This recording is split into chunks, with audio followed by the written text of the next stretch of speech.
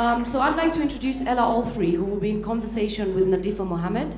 Ellah Allfrey is Deputy Editor of Granta, and before joining Granta, she was Senior Editor at Jonathan Cape, which is a Random House company. She sits on the board of the Writer Centre Norwich and is Deputy Chair of the Council of the Kwani Prize and a patron of the new Etisalat Prize for Literature, which was recently inaugurated in Lagos, Nigeria. In 2011, she was on the judging panel of both the David Cohen Prize and the Kwani Prize for African Writing. And in 2012, she was chair of the fiction panel for the Bogas Prize for Caribbean Literature.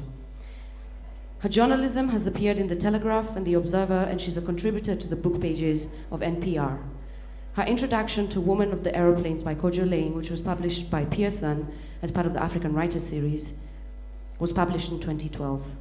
A Fellow of the Royal Society of the Arts, Ellah Allfrey was awarded an OBE in England in 2011 for services to the publishing industry.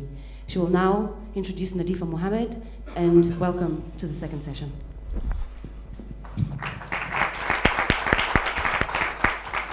Angela, thank you very much. I hope you can all hear me. I do want to start off thanking Angela and Billy and the team at Kwani for co-hosting the workshops and the series of events this week with us, and to give a massive thanks to the British Council for flying us here, for taking care of us, and also for helping us gather such an audience. And my thanks to you all for being here this evening. I'd like to introduce Nadifa Mohamed. She was born in Hargeisa in what is now called the Republic of Somaliland. In 1986, Nadifa moved with her family to England, and the outbreak of war meant that they ended up staying. Educated in London and at Oxford University, she published her first novel in 2009. This gloriously original debut is a semi-biographical account of Nadifa's father's life. The novel won the prestigious Betty Trask Prize in 2010 and went on to be shortlisted for numerous awards, including the Guardian First Book Award. The book was also longlisted for the Orange Prize for Fiction. This year, Nadifa has been selected as one of 20 young writers named by Granta magazine as the best of young British novelists. It's the fourth incarnation of a list that's published only once every 10 years, highlighting the work of what we think are the very best writers working in England today. Her second book, The Orchard of Lost Souls, will be published this August. And please, another round of applause for Nadifa Mohamed.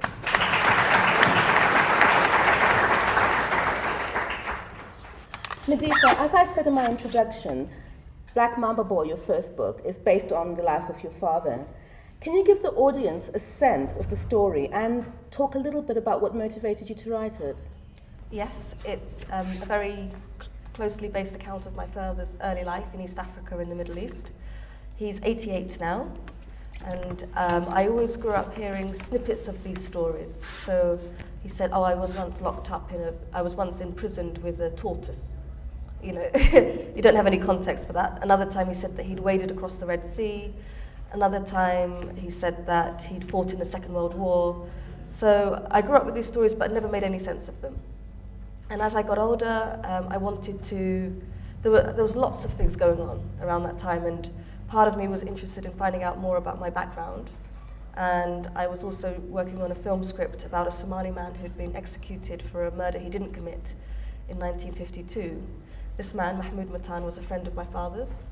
They knew each other. They were part of this kind of very peripatetic Somali male world.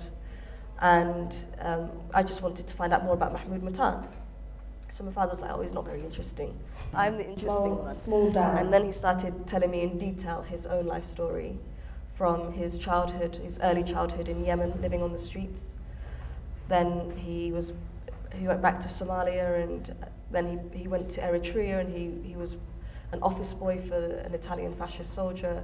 And then he did fight in the Second World War and survived and deserted the army and became a farmer, then a troubadour, wandering around with a rababa, an Eritrean Sudanese instrument. And then he eventually joined up with the British Merchant Navy, and his first job was on a prison ship, taking Jewish refugees trying to enter Palestine back to Europe. And that's how he ended up in the UK. So a lot of us spend time with our parents and grandparents and hear these interesting stories. Very few turn them into prize-winning books. What made you think that this was a story that you wanted other people to hear? Because it was a story I wanted to hear. And I'd never found anything that touched on this time, these sorts of people, something so close to me before. It was unique, the story that my father was telling me. And the sort of surreal aspects of it meant that another person's account wouldn't be able to substitute for it. Not many people will say that they've waded across the Red Sea. No. So I think its uniqueness and its weirdness kept me going, kept me excited, kept me interested. At that point, when you were thinking about this, had you thought maybe you might make a film? Did you think you were a writer? Not at all. I didn't know what I was. I left university and didn't know what I wanted to do. And I just stumbled into a film job doing research and then doing a bit of script writing. So I didn't know what would happen, especially the story. I just thought maybe I just needed to put it down. That's all I knew. At first it was meant to be a biography, and then it became a novel. Then it became a novel that I think maybe I could publish. So there was no end point really. There was no goal that I was working towards. It was just one step after another. The book has sort of somewhat unusually had a sort of wonderful critical reception as well as sort of popular reception. People want to read the book. And I know you said a little bit that you wrote this because you thought you wanted to read the story. But there have to be things about the story of your father and the way that you told it that mean that people internationally feel that they can connect with it. What are the things that you'd pull out that you'd think makes it meaningful for a whole range of readers? It's hard to tell. Otherwise everyone would bottle it and make sure that every book had it. But it was interesting, the book was actually really popular in Korea. I didn't expect that. And Koreans have also had a hard history, and they've got this concept of Han, which is what I've heard is kind of like blues/soul, and things that are imbued with a certain kind of sadness are appreciated in Korea. So I think there is this sadness, but there's also lots of love in the book. It's a celebratory book, and it tells the story of a time that not many people know anything about. And it's an adventure. And it's an adventure. It's a boy's adventure. Nadifa, will you read to us from Black Mamba Boy? Yes. So the passage I'm going to read from is in Djibouti. He's started already his journey to find his father. He doesn't have a mother, so he's decided to find this long-lost father of his, who is rumoured to be in Sudan or Eritrea. And he's depending now on the kindness of strangers, but they're not really strangers. They are his clan's people. They're the people that are related to him through clan, and by kind of obligation, they look after him. They give him money. They give him food. They give him shelter. So he's just leaving a possible family that could have adopted him. He's about 11 years old here, and this wonderful family, Idea and Amina, who live in Djibouti town, want him to stay, but he refuses. He wants to find his father. Old creaky pilgrims with red beards and white shrouds piled into a small dhow. The captain waved him over with an expansive sweep of his hand. Idea waited at the top of the gangplank. I wish I could make you stay, but this'll have to be goodbye for a while, I guess. Learn how to read Jama. I was hoping to teach you while you stayed with us. What have you been doing in Sudan? Why did he not come back for me? Jama felt ready to explode. His sentence was finally over. Imagine yourself into the skin of a boy, an 11-year-old boy in the 30s in another part of the world. It was very frightening at first. It was a daunting kind of prospect, and the way I kind of built up to it was by doing lots of research, so I could get the landscape right in my head. The actual boy himself is somewhere, he's a character of his own, but there's some of me in him, there's some of my father in him. You spoke a little bit about the research, but it seems to me that it's worn very lightly in your book. At the same time, as well as having experienced a glorious adventure when I finished reading Black Mamba Boy, I also felt that I was thinking about Somalia and people who come from it in a different way. And, you know, I'd like to think I'm sort of quite aware of what's happening in the world. Yeah. But I realized that actually I had one way of thinking of Somalia and Somalis. Is that something that you wanted to happen, or do you think it's just an accident that happens through good fiction? It's a good question. I wouldn't say it was one of the motivations I had earlier on, and it was all new to me. So I was learning something. It wasn't something that I knew that I was trying to tell other people. I was learning lots on the way. And whenever I see old Somali men particularly, but also women, when they tell you, I've got a music teacher now who's 85, and he'll just break into the conversation, I was in Siberia being trained by the Red Army. It's like, when, where, why? And then he'll slowly kind of say, oh yes, I was there for 2 years and they used to bash beer bottles over my head. So there's tragedy and this surrealness to it as well. So there's great storytellers, if nothing else. So it'd be a shame if other people were deprived of that. There's a bit in the book where you say, I will be my father's grier.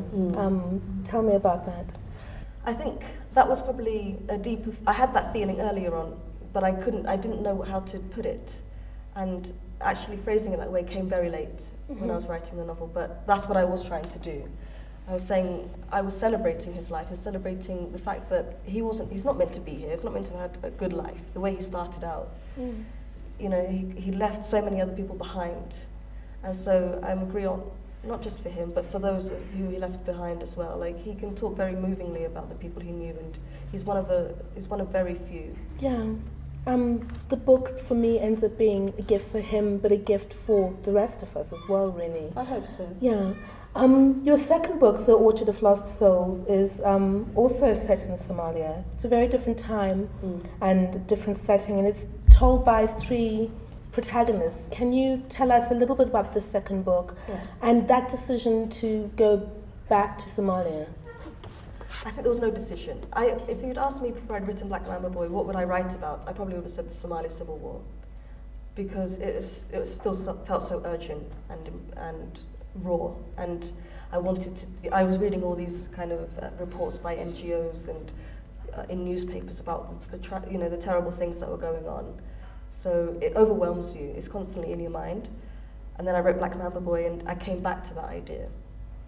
And people often don't realize that the war didn't begin in Mogadishu. It began in the north of the country in the late 80s, and that the country wasn't really a country towards the end. It was just dying. It was a dying country. So I wanted to go back to the town that I was born in, and I was influenced by family stories, my grandmother's story and some of my mother's stories.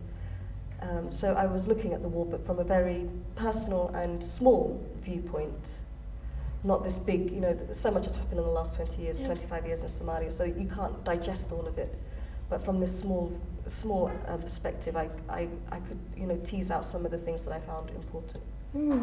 The book isn't published yet, but in Granta's Best of Young British Novelists, we published an extract from the book, and I'd like to invite you to introduce us to one of the characters from The Orchard of Lost Souls. Okay. This is Filson. She's a young woman, well-educated young woman from Mogadishu. She works for the government in the security forces, and she's come up to Hargeisa to really kind of help her career. So she's a very isolated young woman. Filson rises and takes her uniform from the peg on the door. She is up 10 minutes before the alarm, but doesn't want to remain with her thoughts, simultaneously mulling over everything and nothing. She pulls her tunic over her head and her trousers over her legs. A quick visit to the bathroom, and then she is beside the stove in the communal kitchen, the wall above her blackened with soot, the smell of meat and ghee still in the air from the previous night. Water boils in her saucepan, tea leaves, cardamom pods, and cloves shivering on the surface of it. As it's about to bubble over, she grabs the handle and pours just enough to fill her enamel cup. She drinks the tea immediately, its heat scorching her throat in a way she finds pleasant. This is the entirety of her breakfast. Back home, her housekeeper, Intissa, would have covered the dining table with a vinyl sheet, decorated with small yellow flowers, and laid out a flask of black tea, a jug of orange juice, a fruit salad of mangoes, papayas, and bananas, a plate full of lahore hidden under a domed fly guard, and, if her father had requested it the night before, scrambled eggs and lamb kidneys.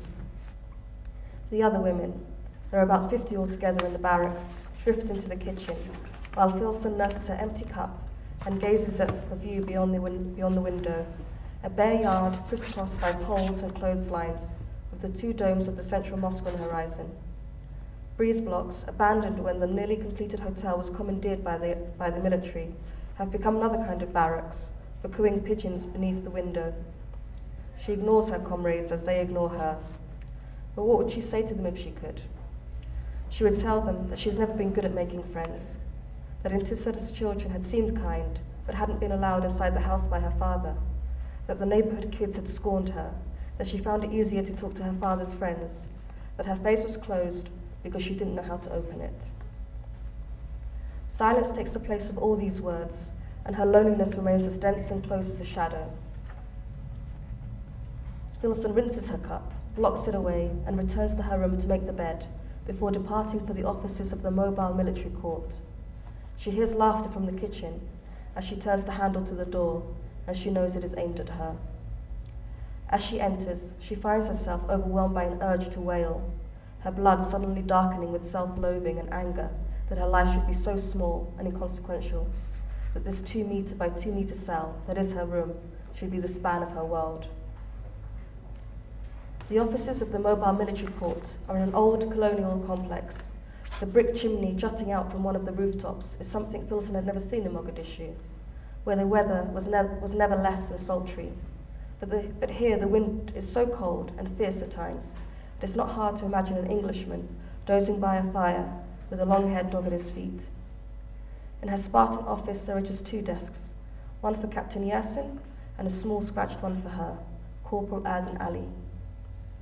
She is an office worker, neither noticed nor commended by the uniformed men above her, and it galls her that despite 2 years of enlistment in the Women's Auxiliary Corps and 5 years working for the Victory Pioneers in Mogadishu, her chief tasks are still those of a secretary. Had her father been dreaming or lying when he told her that she would make the ground shake in Hargeisa? Had he been drunk, or just desperate to remove her from Mogadishu, in case the suspicion around him became something more tangible and sinister? In the notes sent from the agents to her desk, she sees how difficult it is to interpret someone's actions, intentions, words. If she had to create a dossier on her own unknowable father, where would she even begin? He had shown her both tenderness and contempt, cruelty, yet honor, a glimpse of the world through the bars of his love. She sees him now, pacing the flat roof of their 3-story villa in Mogadishu, a strip of the Indian Ocean visible between 2 slender minarets, watching over the neighborhood with binoculars, scanning east and west for the spies he believes watch him. Captain Yasin arrives, tall and elegant in his black beret. With just the 2 of them in the office, she cannot help but watch him all day. His regular strolls around the room and into the corridor, the private calls he makes on the only telephone line in their department, the menthol cigarette butt slowly filling his dark glass ashtray, the tin of mints he rattles absent-mindedly when frowning over some report. Wilson stands up and salutes him, yet he waves her back to her chair. Now don't get too excited, Miss Corporal, but I spoke to Major Addo a few days ago, and he asked me if I could recommend a graduate to go on a mission to the border. I looked high and low, and then I remembered you, crouched over your little desk. Such efficiency, such honesty. Wilson looks up at him with half contempt, half desire. To birchah with you, on the double, he points dramatically to the door as she laughs despite herself. As she leaves the room, his eyes track her with an interest she doesn't find unwelcome.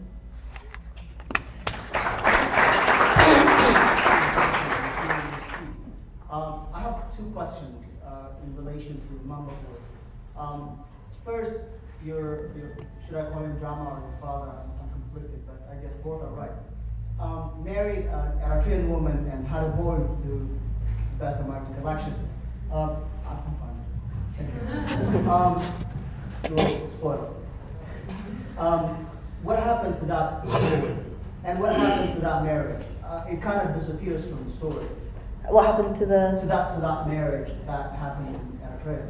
It kind of disappeared. Mm-hmm. Second, toward the conclusion, I think, he talked of your mother and that your second book is going to be a tribute to her. Much as I'm looking forward to August and reading your next book, when is your mother's story going to come? Okay. Firstly, he marries Bethlehem in Eritrea, and Bethlehem is a figment of my imagination. So he did get married much later on, but not in Eritrea. So it was, I introduced Bethlehem to the story after this kind of horrible scene in the middle, where his friend is killed by the Italian soldiers. And I couldn't write any more sad things. I couldn't write any more violence. So Bethlehem is a rest for me and a rest for him. She was just a way of bringing love back into his life. My second book, I would say, is the book that is inspired by my mother. I interviewed her at the beginning of it, and she was very adamant that she had nothing interesting to say. She was just a Hargeisa housewife, and she's not done anything interesting. But she had, and she, it's through her sort of stories that I found out what it was like the night that the Somali flag went up for the first time, and the big parties that happened around that, and all of that whole kind of trajectory from independence to the Civil War. I learned that from my mother, how it felt for an ordinary person. This was a very interesting conversation. It's quite a pleasure to listen to both of you talk about the work. I'm just wondering, the question is to both of you. I remember a friend of mine telling me she did a postgraduate course at the University of Edinburgh, and she studied a course on contemporary British writers, and on the list there was Rushdie, there was Okri, and I'm thinking the list goes on now with people like Nadifa Mohamed. You've got people from diasporic voices from Asia, Africa, as British writers. Do you think that we are beginning to see a shift in what you would call British literature? I think it's been something that shift has been going on for a long time. It started around Salman Rushdie in the 80s and the Empire writing back. I think it's exploded now. So it's not just a few big countries, there's lots of smaller countries as well having their voice heard and having their stories told. So what I found really interesting about the list, the best of young British novelists list that Granta put together, was that there wasn't a sense of tokenism, that you had to have one person to show that there's an alternative voice of British literature. It's actually, there's a lot of voices. And before, it wasn't really, everything was happening separately. So you had a bunch of African writers here, a bunch of Asian writers there, a bunch of maybe northern writers here, Scottish writers. And none of it felt like it was pulled together as this is like this is what British literature sounds like and looks like at the moment. So the Granta list put a spotlight on that situation and has kind of gathered everyone together. So I'd never done any talks with Adam before, and it's brought me and so many diverse people together so that we can discuss things. And I didn't know that he'd written a book about Kenya, and I found that really fascinating, and I'm excited about that. Nadifa is referring to Adam Fold, who's also travelling with us and is also on the Best of Young British Novelists list. I love the fact that you named the names you were talking about in your question, Ben Okri, Salman Rushdie. They are Granta Best of Young British Novelists. And so this is not the first time that we've had people. And I think really when we talk about sort of, the diaspora forces, we're saying that these are British writers who are not white. And it's when we think, so as Nadifa is saying, when the writers get together, they haven't, as far as I'm concerned, they don't look around and say, oh, what a diverse bunch we are. It's sort of, oh, I really loved your book and, it was really interesting you were writing about that. And I think for many readers, that is how reading is happening now. People don't necessarily feel that a book by Salman Rushdie or Rohinton Mistry is foreign. A book by Ben Okri is a book by a British Nigerian writer. And so I think some of the labels and the differentiation that we put comes from critics and so on, but not from the reading public. And to my mind, in the end, that reading public is really what's important. And yes, the truth is that there are more people who are the children of immigrants themselves, or maybe the grandchildren of immigrants in some cases, who are now writing right at the top of the game in the English language and from Britain. And it has to be a thing that's only of great benefit to us readers. Any other questions? Yes, there's a lady down here. Okay, we met earlier in the day. I've started reading your book, and it's lovely. The language is great. It's just a nice book. So I'm not asking a question. I'm just have a request that you read the second paragraph of the book where you say, "I am my father's griot." Yeah, until the end of that paragraph on page 2, if you don't mind. Can I do that at the end? Okay, thanks. Yeah, that's a really good idea. Especially the fathers. maybe it's easier with the mothers, but the fathers rarely talk with their children about their adventure and all these things. They think that it's maybe too complicated for them to understand. And I think it's after, many of us now, after reading your book, we have been inspired to talk to our children and tell them our story, because many Somalis came through this kind of adventure like your father, like Jama. And I think, hoping that one day they might grow up to be writers and write about us.